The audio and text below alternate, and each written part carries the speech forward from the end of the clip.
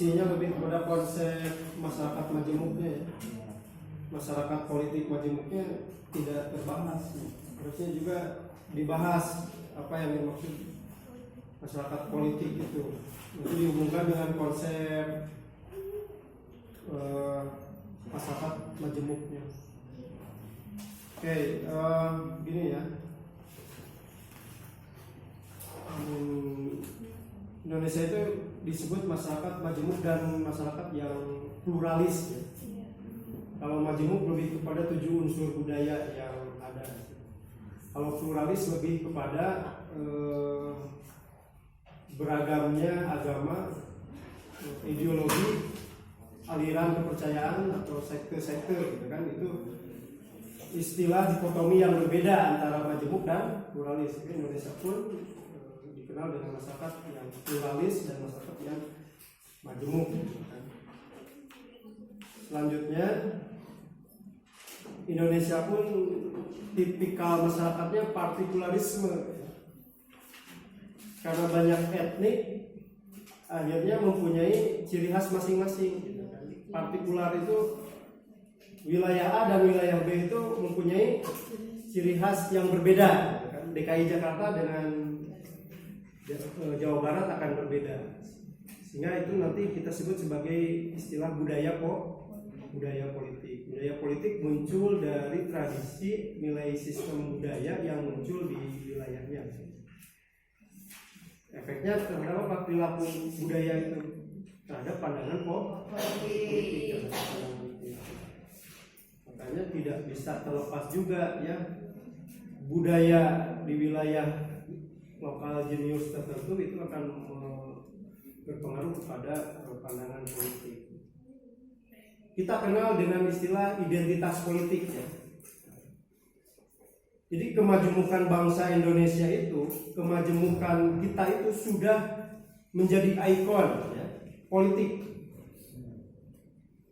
Maka muncullah ada istilah di dalam teori politik itu identitas politik yang mengarah kepada identitas politik agama, etnik, apalagi golongan gitu kan. Dan itu tidak bisa dilepaskan dari sistem politik Indonesia itu gitu kan, yang majemuk.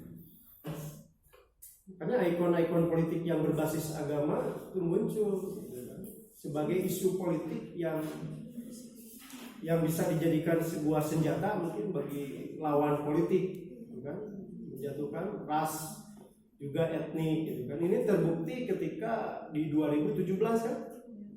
Nah, identitas politik. Nah, ini dari kemajemukan, sebuah keniscayaan kemajemukan itu pasti menjadi sebuah ikon politik. Kalau dikelola, dieksploitasi dengan baik akan menjadi kebaikan. Ketika dieksploitasi besar-besaran untuk hal yang tidak baik di dalam politik praktis gitu kan, ya juga bahaya. Ini bisa jadi sebuah alat serangan identitas politik ini. Identitas politik apalagi yang rentan itu agama, yang sensitif gitu kan.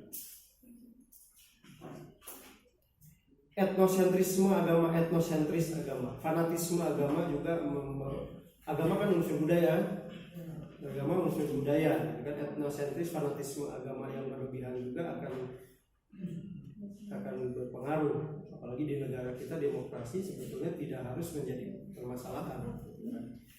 Makanya ketika orang salah ngomong saja tentang agama itu, wah itu jadi sebuah akses bagi lawan politik. Ini saya bukan pendukung Ahok gitu kan, ketika 2017 juga tidak mendukung yang lain. Tapi kita lihat realitanya gitu kan, bahwa identitas politik agama gitu kan bisa jadi komoditas isu politik yang digemari. Padahal secara teoritis di masyarakat modern sekarang ini, saya katakan semakin modern manusia semakin sekuler. Dalam konsep sosiologi itu harus seperti itu. Maksudnya apa? Orang tidak lagi agama dia punya, tapi unsur-unsur agama tidak terlalu dibawa dalam kehidupan sehari-hari di masyarakat modern. Tapi di kenyataannya mengalami sebuah paradoksial yang sangat terbalik gitu kan, bahwa setingkat DKI Jakarta yang dikatakan sebagai masyarakat politik yang rasional gitu kan, ternyata isu identitas politik agama masih digemari gitu kan. Mungkin kelompok kepentingan di luar itu, atau katakan kemarin itu 212 itu mungkin tidak ada afiliasi dengan partai politik tertentu, tapi bisa jadi ada satu partai yang diuntungkan gitu. Padahal misalkan ulama yang mendemo itu tidak ada hubungannya dengan partai politik. Itu yang disebut identitas. Terus ada juga identitas politik yang etnosentrisme kedaerahan itu ketika di Papua gitu kan. Papua menerapkan identitas politik, kepala daerah harus orang Aceh pun misalnya. Nah, kita juga harus harus paham bahwa di negara yang majemuk ini ya sulit disatukan pemahaman tentang politiknya ya. Berbeda dengan negara di Inggris, di Amerika pun sebetulnya masih terkotak-kotak gitu kan. Politik identitas saya garis bawahi itu, di dalam masyarakat politik majemuk muncul politik identitas.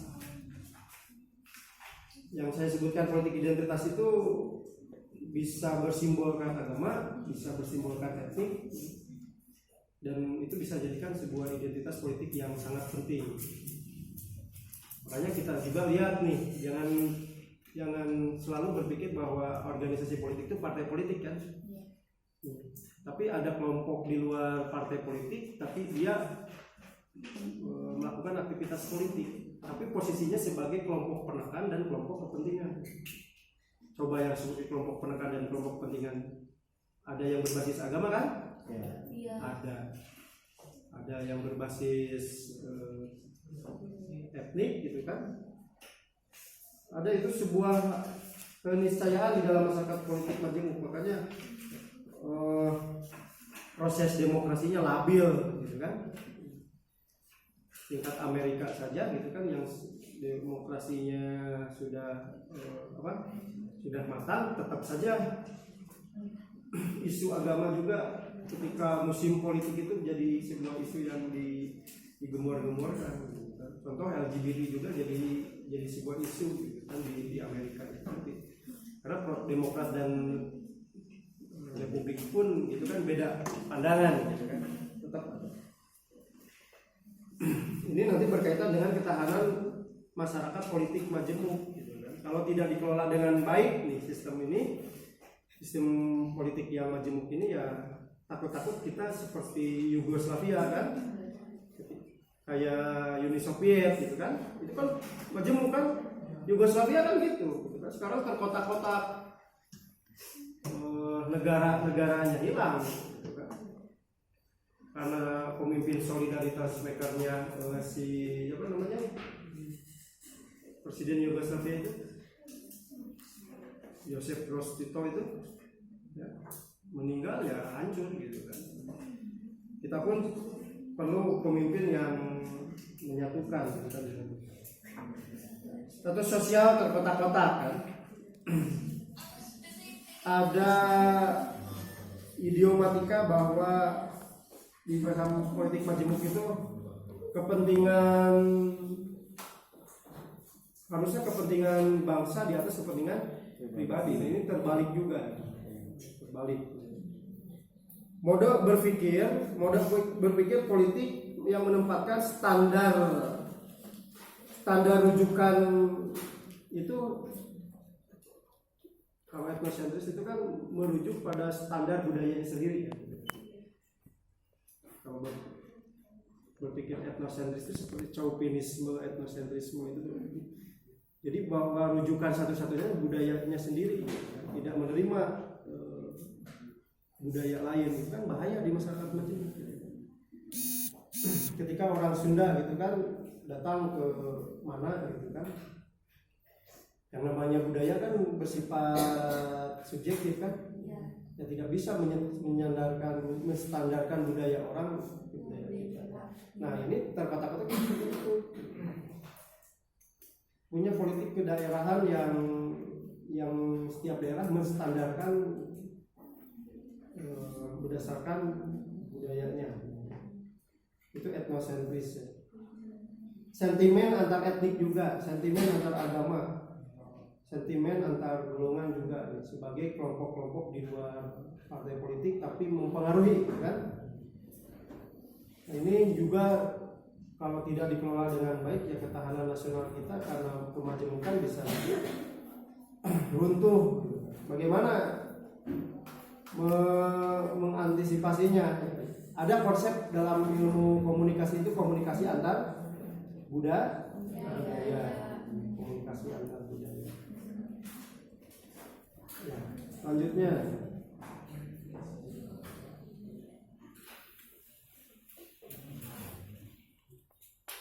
kenapa perpecahan politik di Indonesia masih ada padahal mempunyai tujuan yang sama?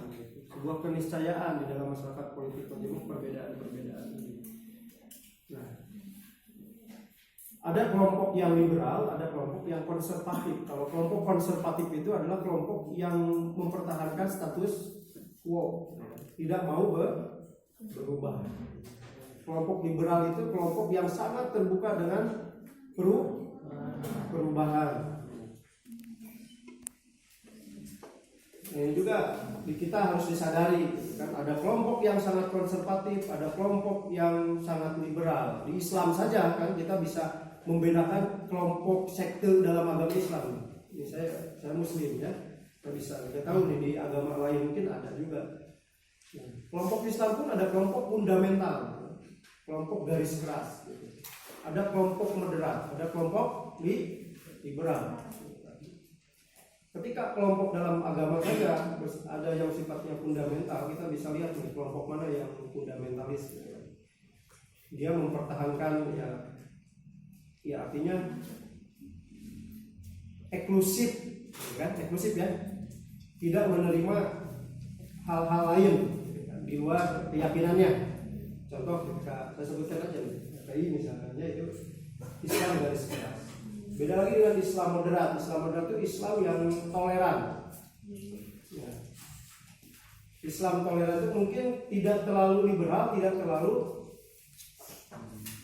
fundamental, garis tengah, moderat. NU, Persis, Muhammadiyah.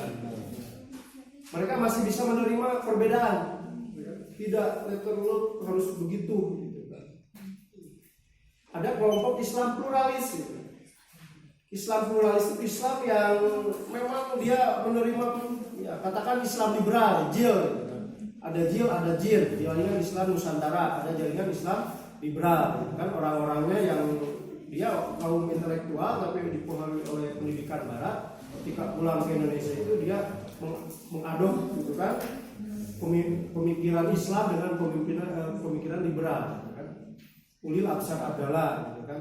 Ada jaringan Islam Nusantara, jaringan Islam Nusantara pikirannya kan Islam itu jangan terlalu Arabian gitu kan.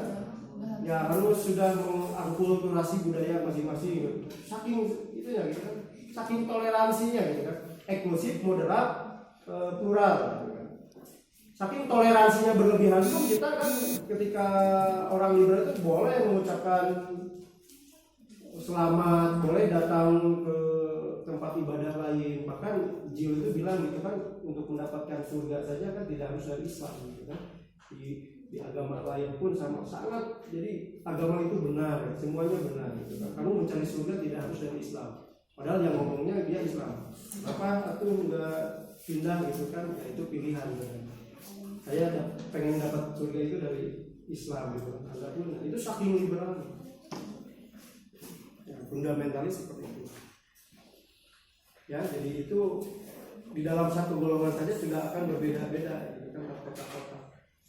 Apalagi kalau kita universal di Indonesia gitu kan. Dalam satu identitas politik agama saja pandangannya akan berbeda.